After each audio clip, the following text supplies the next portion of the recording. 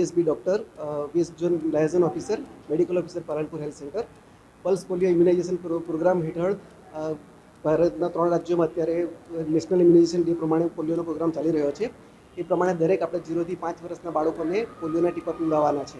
એના માટે વેસ્ટ ઝોનમાં પણ 350 જેટલી ટીમ કાર્યરત છે અને એમને દરેક આજે બૂથ પર અને કાલથી ઘરે ઘરે ફરીને 3 દિવસ સુધી એટલે 23થી લઈને 26 તારીખ સુધીના પ્રોગ્રામ ચાલવાનો છે. તે પ્રમાણે બધા દરેક બાળકને આપણે આવરી લઈશું અને એક પણ બાળક બાકી નહીં રહી જાય તેની કાળજી રાખવાના છે.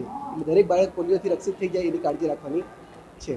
અને પલ્સ પોલિયો ઇમ્યુનાઇઝેશન પ્રમાણે આજે બૂથની એક્ટિવિટી છે અને કાલથી ઘરે ઘરે ફરીને પોલિયોની રસી પીવડાવવાની છે. અંદાજે વેસ્ટ ઝોનમાં લગભગ 50,000 બાળકોને આપણે રક્ષિત કરીશું પોલિયોથી અને એને માટેની કામગીરી આજથી ઘણી સરસ શરૂ થઈ ગઈ છે. અંદાજિત 50,000 બાળકો જેટલા વેસ્ટ ઝોનમાં પીવડાવવાના છે.